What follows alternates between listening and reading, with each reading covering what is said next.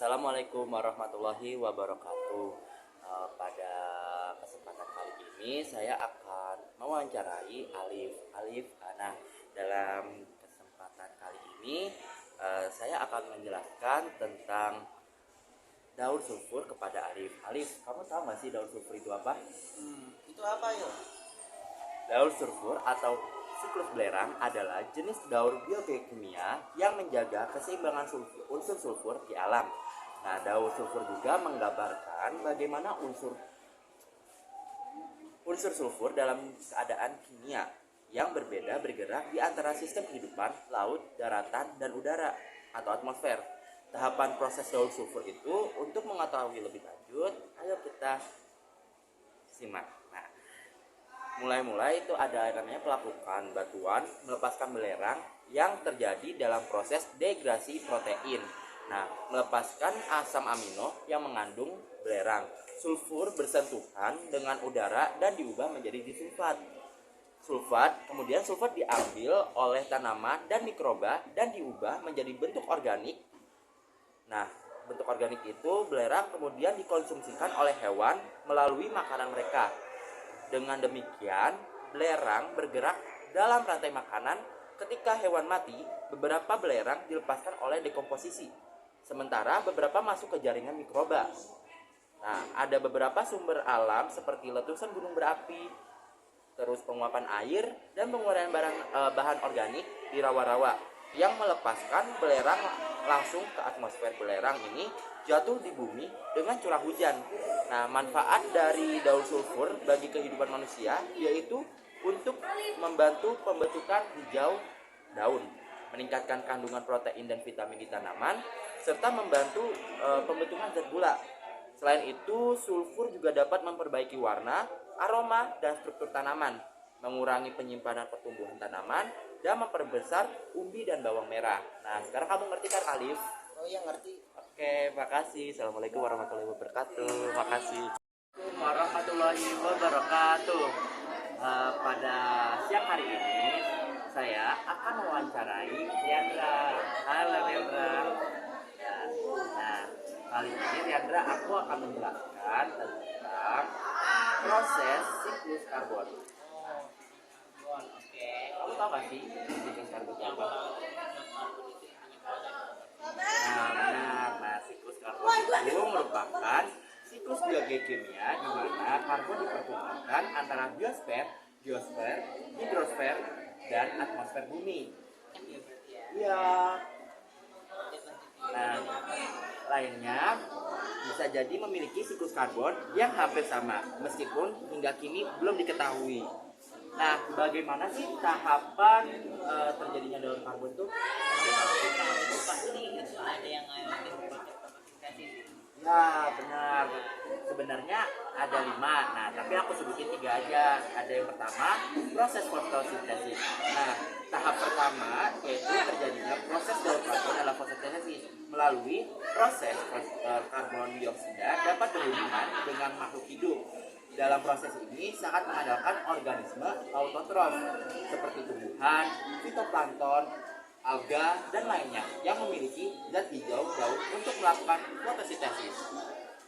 Dalam proses fotosintesis, pohon menyerap karbon dioksida dan air dengan bantuan sinar matahari yang menghasilkan glukosa sebagai sumber energi tanaman dan oksigen yang dibutuhkan organisme untuk melangsungkan kehidupannya. Nah, mengingat peranan organisme autotrof itu sangatlah penting. Bagaimana jika organisme tersebut tidak ada atau sedikit jumlahnya? Nah, maka itu akan mengganggu keseimbangan alam dan lainnya. Nah, kedua itu adalah rantai makanan. Nah, tahapan kedua ini adalah karbon yang berpindah dari organisme autotrof ke organisme heterotrof. Oh iya. Melalui rantai makanan, organisme autotrof disebut sebagai produsen dan organisme heterotrof disebut dengan konsumen. Produsen menyimpan karbon menjadi cadangan makanan yang dikonsumsikan oleh konsumen. Nah, pada tahap ini karbon digunakan untuk membangun jaringan tubuh dan mempertahankan fisiologisnya. Nah, yang terakhirnya ada proses respirasi. Nah, tahapan ini ketika daur karbon adalah makhluk hidup seperti manusia dan hewan yang membutuhkan oksigen untuk bernapas guna kelangsungan hidupnya. Proses ini dilakukan dengan menghirup oksigen, kemudian diedarkan ke seluruh tubuh dan kemudian mengeluarkan dalam bentuk karbon dioksida. Pada tahap ini karbon dioksida dikembalikan lagi ke atmosfer. Nah, itu proses dari siklus karbon. Kamu ngerti kan? Aku ngerti, terutama aku baru tahu yang masa yang rasain makanan tadi itu hal baru buat aku. Makasih Brenda sudah mau diwawancara. Makasih. Warahmatullahi wabarakatuh. Pada siang hari ini saya bersama Dinda Syifa ingin menjelaskan tentang simbiosis. Dinda, kamu tahu nggak sih simbiosis itu apa? Nah, simbiosis itu adalah semua jenis interaksi biologis jangka panjang dan dekat antara dua organisme atau lebih yang berbeda, baik itu mutualisme, komensialisme, atau parasitisme. Organisme yang terlibat tersebut masing-masing disebut simbion. Bisa berasal dari spesies yang sama atau berbeda. Pada tahun 1879, David Anton Gregory mendefinisikan sebagai organisme berbeda yang hidup bersama. Istilah ini menjadi bahan perdebatan selama lebih dari 1 abad tentang apakah simbiosis harus secara khusus menunjukkan mutualisme, seperti dalam Niken. Ahli biologi kini telah menunjukkan batasan itu. Nah, simbiosis dapat menjadi sesuatu yang berbeda, yang berarti satu atau kedua simbiosis sepenuhnya tergantung satu sama lain untuk bisa bertahan hidup, atau fakultatif ketika mereka umumnya dapat hidup mandiri. Simbiosis juga diklasifikasikan berdasarkan ketertarikan fisik. Simbiosis yang organisme yang memiliki persatuan tubuh atau organ disebut simbiosis. Simbiosis konjungtif dan simbiosis di mana mereka tidak bersatu disebut simbiosis injungtif. Ketika satu organisme hidup di organisme lain seperti Wislosti disebut extosimbiosis. Ketika satu partner hidup di dalam jaringan organisme lain seperti Symbiobium pada koral maka disebut endosimbiosis. Ada beberapa nih simbiosis jenisnya, ada parasitisme. Nah, parasitisme ini adalah salah satu interaksi di antara dua makhluk hidup atau manusia yang menguntungkan salah satu organisme dan sebaliknya organisme yang lain itu dirugikan. Contohnya seperti benalu dengan inangnya. Kemudian ada mutualisme.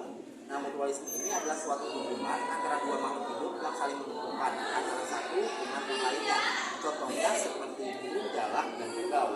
Kemudian ada komersialisme. Komersialisme itu adalah sebuah interaksi antara dua makhluk hidup yang menguntungkan salah satunya organisme sementara organisme lain tidak dirugikan dan tidak diuntungkan. Contohnya seperti penyu dan remora atau remora dengan paus. Terus ada amensialisme. Amensialisme itu adalah suatu di mana pihak dirugikan dan pihak lainnya tidak diuntungkan dan tidak dirugikan. Contohnya seperti pembuatan dengan tumbuhan lainnya. Kemudian ada kompetisi. Kompetisi adalah di mana kedua pihak saling merugikan. Biasanya terjadi melalui kompetisi dalam perebutan makanan. Ada dua kompetisi, yaitu kompetisi intraspesifik dan kompetisi interspesifik. Contohnya seperti persaingan antara kambing dan sapi lainnya. Terus ada netralisme. Nah, netralisme ini adalah suatu di mana kedua pihak ingin tidak saling diuntungkan maupun dirugikan. Interaksi antar kedua spesies tidak menyebabkan keuntungan maupun kerugian bagi keduanya. Contohnya seperti kambing dengan burung hantu. Nah, itu penjelasan dari simbiosis. Selamat ya Naya penjelasannya. Iya, sama-sama. Terima kasih. Assalamualaikum warahmatullahi wabarakatuh. Waalaikumsalam warahmatullahi wabarakatuh. Pada siang kali ini saya bersama Elfarata, Deviola, Catherine Jessica dari 108. kali ini aku akan menjelaskan tentang bioma. Nah, kalian tahu nggak sih bioma itu apa? Kita udah pernah dengar sih ya. Iya, tapi artinya sih. Oh iya, oke. Nah, aku jelasin dulu ya. Boleh. Bioma itu adalah kumpulan ekosistem darat yang memiliki ciri khas tertentu. Nah, distribusi bioma dipengaruhi oleh ketinggian atau altitude dan garis lintang atau latitude. Keduanya berpengaruh terhadap iklim suatu daerah. Iklim akan mempengaruhi tumbuhan yang akan ada di bioma dan tumbuhan akan berpengaruh pada distribusi hewan. Nah, iya, ada jenis-jenis bioma. Nah, pertama itu ada gurun. Nah, gurun itu curah hujannya itu rendah, sekitar 25 cm kubik per tahun, dan turunnya tidak teratur. Kelembapan udaranya rendah dan perbedaan antara siang dan malam itu cukup drastis. Nah, flora di sana itu adalah tumbuhan menaun yang xerofit dan memiliki batang sukulen atau batang yang memiliki cadangan air, contohnya seperti kaktus dan tumbuhan menahun atau tumbuhan efemer. Faunanya di sana tuh ada arthropoda dan predontia dan hewan besar seperti unta. Nah, kedua ada padang rumput nih. Padang rumput dikenal pula dengan stepa atau pusta, prairie, dan pampa. Disebut sabana apabila padang rumput itu ditumbuhi oleh pepohonan yang biasanya bersifat khas. Curah hujannya itu sekitar 25 cm sampai 50 cm kubik per tahun. Nah, tanahnya itu mudah menguapkan air. Flora di sana itu ada rumput-rumputan. Serta faunanya itu ada bison, gajah, zebra, kanguru, singa, cheetah, dan serigala. Kemudian ada hutan hujan tropis. Nah, curah hujan di sana itu antara 200 sampai 225 cm kubik per tahun. Nah, mataharinya tuh bersinar sepanjang tahun serta memiliki iklim mikro, yaitu iklim yang basah, lembab, dan gelap. Dan di luar hutan itu beriklim makro. Nah, flora di sana itu adalah tumbuhan berkayu dan berdaun rimbun yang membentuk kanopi. Nah, ada tumbuhan liana atau merambat dan epirit. Fauna di sana tuh ada hewan diurnal dan nokturnal. Diurnal itu yang aktif pada siang hari dan nokturnal yang aktif pada malam hari. Kemudian ada hutan gugur. Nah, terdapat di daerah subtropik yang umumnya beriklim sedang, curah hujannya 75 sampai 100 cm kubik per tahun. Nah, memiliki vegetasi yang akan menggugurkan daunnya pada saat musim gugur nih. Nah, flora di sana itu ada apa aja? Ada tumbuhan tropofit, dapat menyelesaikan diri dengan keadaan basah maupun keadaan kering, seperti tumbuhan maple. Dan faunanya seperti serangga, burung, bajing, beruang, dan rakun. Nah, kemudian ada hutan taiga. Hutan taiga itu terletak dengan kutub utara dan pegunungan daerah subtropis. Biasanya terdiri atas satu spesies pohon. Perbedaan antara musim panas dan musim dingin sangatlah drastis. Nah, flora di sana itu ada konifer, yaitu berdaun jarum yang hijau sepanjang tahun nih. Misalnya seperti pinus, juniper, birch. Kemudian ada faunanya itu karibon, beruang, ajak, dan burung-burung migrasi. Dan terakhir ini ada tundra. Tundra itu terletak di lingkar kutub utara dengan keanekaragaman biota yang minim. Flora di sana itu ada lumut dan lichen.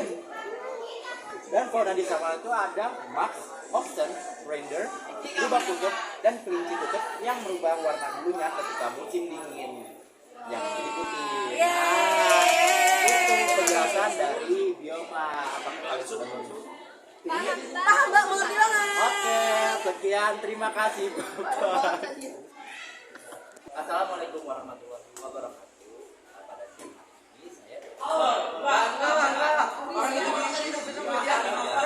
hari ini saya makanan. Nah, sebelumnya kamu tahu nggak sih rantai makanan itu apa? Nah, biar aku jelasin. Rantai makanan merupakan bentuk dari jaring-jaring makanan. Walaupun rantai makanan dan jaring-jaring makanan terdasarkan, namun berbeda. Rantai makanan adalah rangkaian proses makan yang makan antara makhluk hidup berdasarkan urutan tertentu yang terdapat peran produsen, konsumen, dan dekomposer untuk melakukan hidup. Secara sederhana, rantai makanan bisa dilihat secara runtut dari produsen, konsumen, dan pengurai. Lain halnya dengan jaring-jaring makanan. Nah, jaring-jaring makanan itu adalah rantai makanan yang saling terhubung dan berfungsi dalam suatu ekosistem. Kamu tahu nggak sih fungsinya apa? Nah, fungsinya itu adalah sebagai untuk dibangun untuk menggambarkan interaksi spesies. Semua spesies jaring makanan dapat dibedakan menjadi spesial basal, autotrof seperti tanaman, seperti perantara herbivora dan karnivora, tingkat menengah seperti belalang dan kalajengking, dan spesies puncak atau predator karnivora tingkat tinggi. Beberapa ilmuwan menyebutkan tingkatan setiap organisme dalam jaringan makanan dengan istilah tingkat trofik. Nah, tingkat trofik tersebut menentukan bagaimana energi mengalir melalui ekosistem. Nah, kita masuk ke proses rantai makanan aja. Nah, proses rantai makanan itu terdapat produsen, konsumen, pengurai, atau decomposer. Produsen adalah organisme yang mampu membuat makanan sendiri. Contohnya adalah tumbuhan hijau dan lain-lain. Terus ada konsumen. Konsumen itu makhluk hidup yang bergantung pada makhluk lain dengan memproduksi makanannya sendiri. Produsen. Dan itu untuk menjaga keberlangsungan hidupnya, konsumen bergantung pada organisme lainnya. Nah, terus ada decomposer atau pengurai.